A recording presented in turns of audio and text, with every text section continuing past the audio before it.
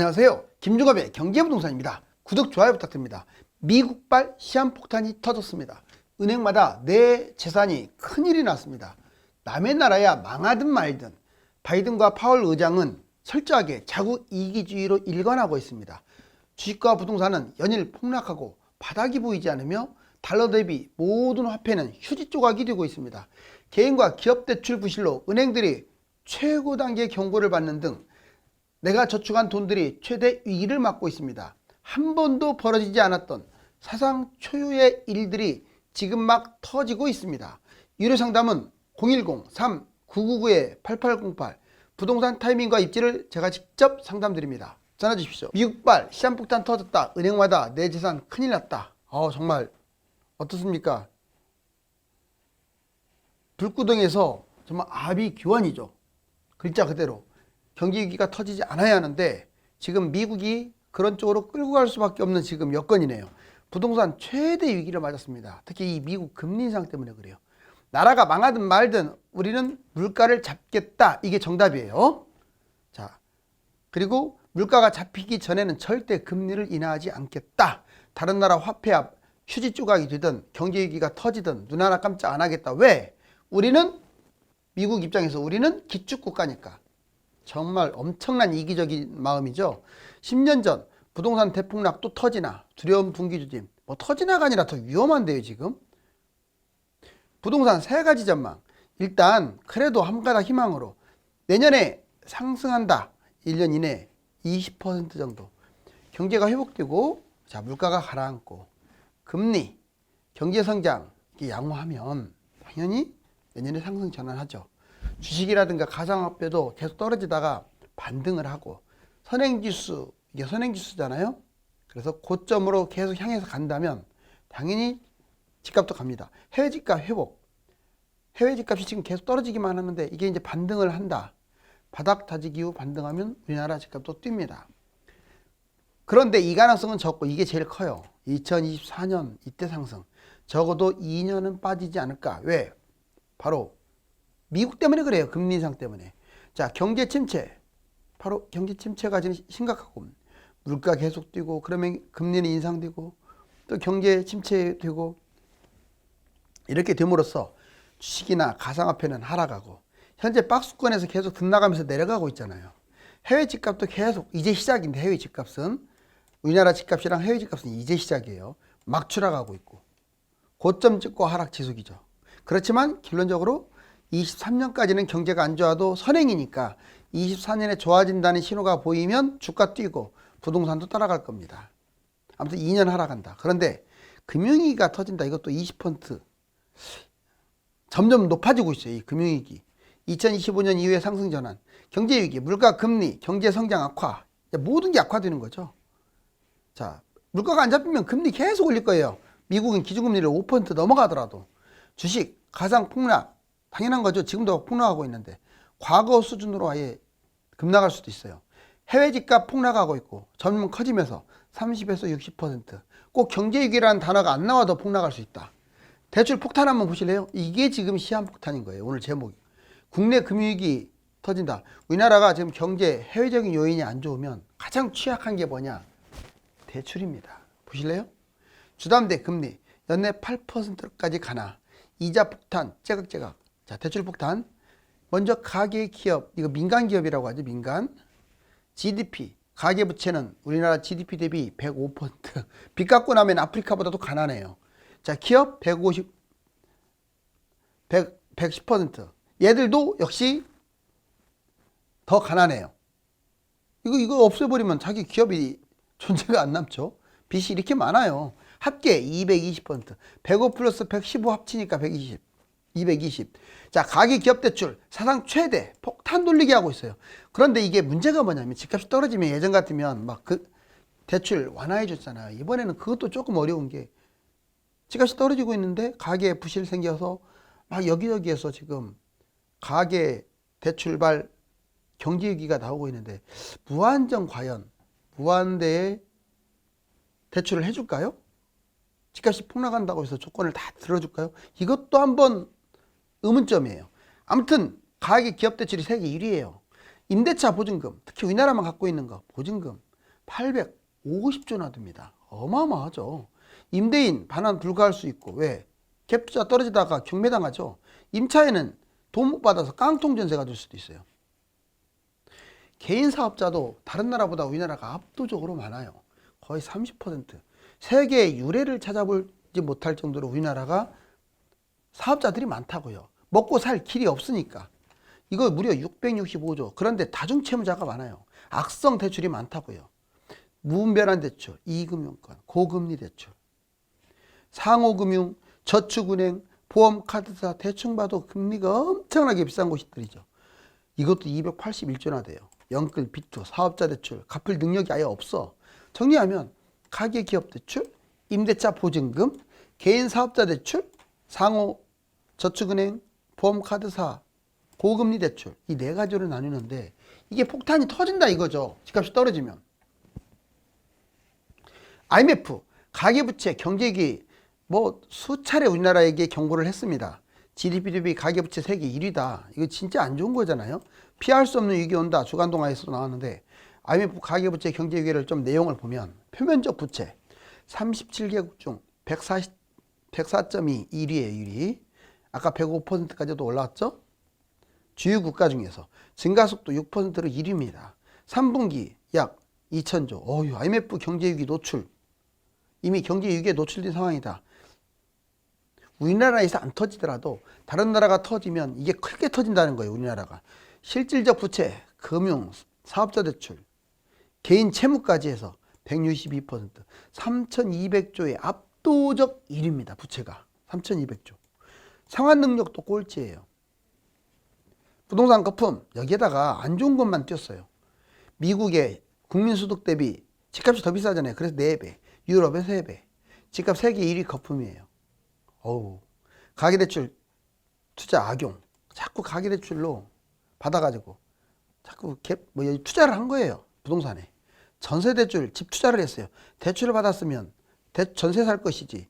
이걸 악용해가지고 자기 집 대출 받고 집 투자하고 현금 확보 능력 대비 대출이 지금 지나치게 많아요. 그래서 현금 갖고 있는 사람들이 생각보다 많지가 않습니다.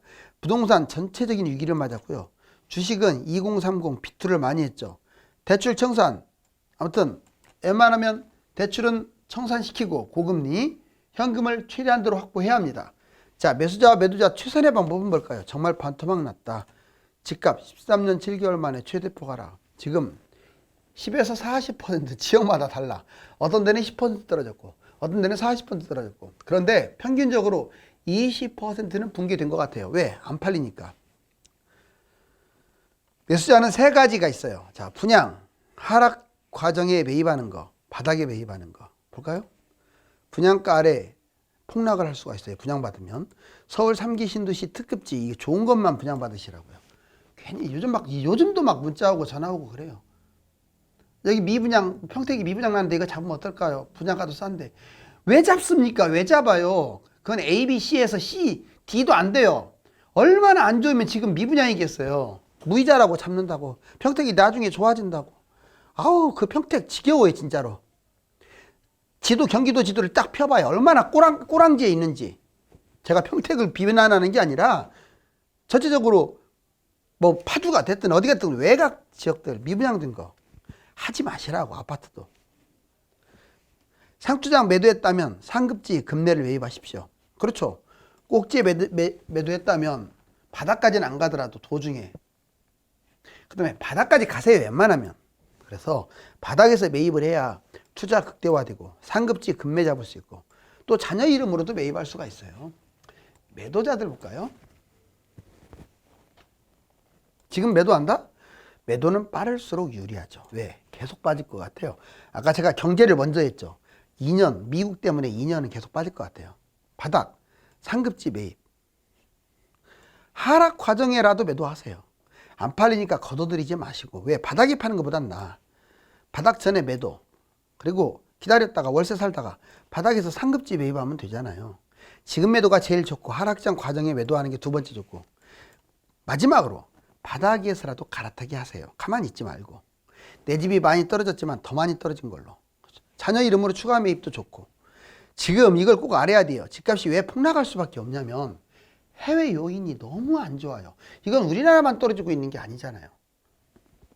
하물며 뭐 여기 뭐 안산, 뭐 용인, 뭐 저기 남양주 어떻냐 저쩌냐. 그거는 10%도 안 돼. 여기 보세요. 해외 요인이 70%, 국내 요인이 30%인데 그 국내 요인도 그것도 다도 아니야. 일부 가지고 매수 한 해 만에. 폭락 요인 볼까요? 해외 70%. 물가가 일단 뛰고 있어요. 이게 미국이 물가가 뛰는 게 문제야. 미국 금리 인상 무시무시하죠. 금리 인상 어디까지 할지 몰라요. 경기 침체 당연한 거 아니에요? 달러는 계속 강세예요. 금리 올리니까. 해외 집값 폭락, 우리나라도 폭락. 국내 요인 볼까요? 심리 붕괴됐어요. 이미 우리나라도. 공급 여러분들 3기 신도시 이제 시작하고 있는데 어쩌려고 이 매물. 지금 미분양은 좋지도 않는 것들이잖아요. 3기에 비하면. 경기 침체, 인구는 감소되고 가계부채. 지금 부동산 대폭락 고위험 대상자들을 한번 정리해 볼게요. 이렇게 준비하세요. 다주택자, 법인, 갭투자자, 2030 영끌, 비싼 아파트 매입. 이분들이 위험한 분들이에요.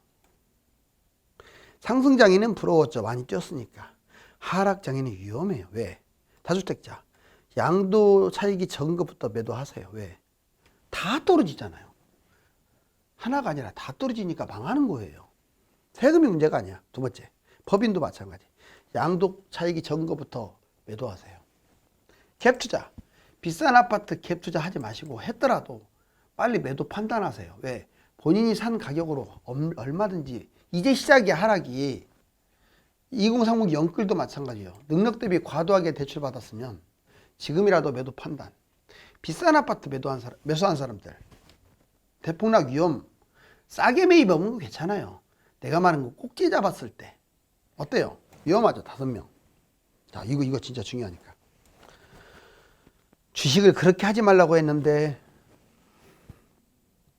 이것도 모르고 주식을 하시는 분들이 한 90% 되는 것 같아요.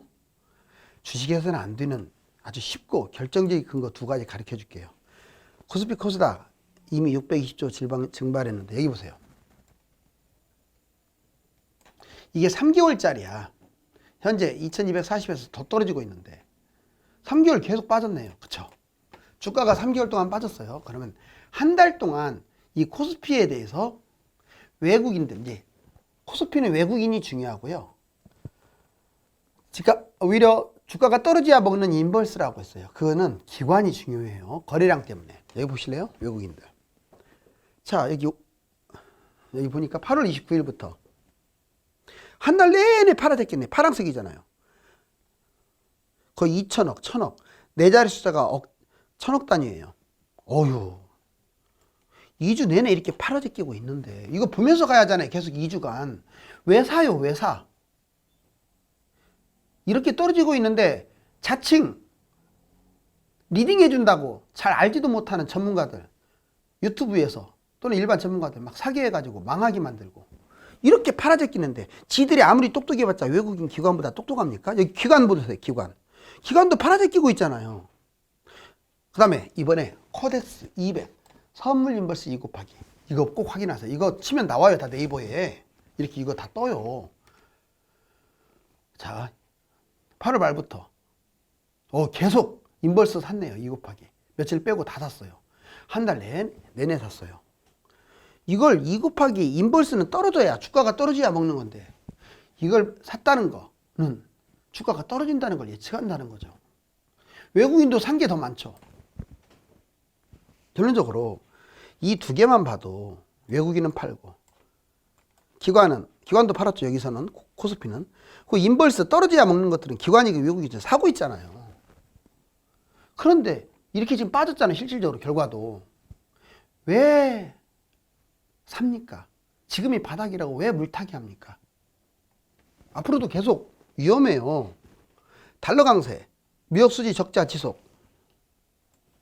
달러 올라간 거 보세요. 1420을 뚫었어요. 지금 무역수지 적자. 이거 회색 보이죠? 이거 흑자 났다가 지금 윤석열 정부 뭐 하고 있는지 모르겠어요. 아무리 세계적인 이슈지만 정신 바짝 차려야 합니다. 지금 나라 말아먹게 생겼어요. 지금 이렇게 가다가는 심각하지 않다고 말하는데 뭐가 안 심각해요. 이렇게 심각하구만. 어휴, 지금 적자가 100억 달러까지. 어휴, 이거 사상 최대치로. 여기 보시면 금년 중에 주요 통화국 우리나라, 한국, 일본, 중국, 유럽, 영국 우리나라가 많이 빠졌는데 다른 나라 유수한 나라하고 비슷하게 빠졌죠. 근데 더 빠지고 있어요. 최근에는. 왜? 1400이 붕괴되면서 막 빠지고 있어요. 규제 해제했더니 더 떨어졌다. 왜 그런 줄 아세요? 지금 국내 문제가 아니야. 해외 문제야. 미국 문제야. 대전, 대구, 창원, 광양, 여수 이렇게 규제 해제 전, 규제 해제 후 더 떨어졌잖아요. 여기 보세요. 경기도도 이렇게 빠졌어. 제일 많이 빠진데 화성, 동탄이겠죠. 영통, 시흥, 오산, 의왕, 인천, 연수, 서구, 남동구, 부평. 인천이 많이 빠졌네요. 이렇게 빠졌으니까 이제 해제해라. 조정지역, 특유과일지역 해제해라. 아마 제가 봐서는 올 연말, 빠르면 연말 아니면 내년 초에 해제할 것 같아요. 이거 안 할 수 없어요. 근데 국내 요인이 아니야. 해제한다고 해서 올라가는 게 아니야. 자, 3, 4 보자고요. 진짜 떨어졌는지. 이게 0이야. 이게 0이네요. 자, 부동산원 떨어지는 거 보세요. 무섭죠? 케이블 리브원, KB 시세 떨어진 거 보세요. 다 마이너스죠? 부동산 114 올라갔다 떨어졌다 하는 듯 하면서 다 마이너스죠? 한 번도 지금 위에서 노는 게 없죠? 지금 건설사 이 사람들이 미분양으로 망하기 전에 30% 할인 빨리 분양해라. 무순위, 무이자로 분양해라. 지금 이러고 있는데 이거에 넘어가가지고 무이자라고 텁석 잡고 이러면 안 돼요. 위기에 대한 경각심이 사라지는 순간 자신의 자산은 최대 위기를 맞게 됩니다. 1, 2년은 지금보다 더 미친 듯이 꺾일 테니까 절대로 주식이나 부동산에 뛰어들어서는 안 됩니다. 감사합니다.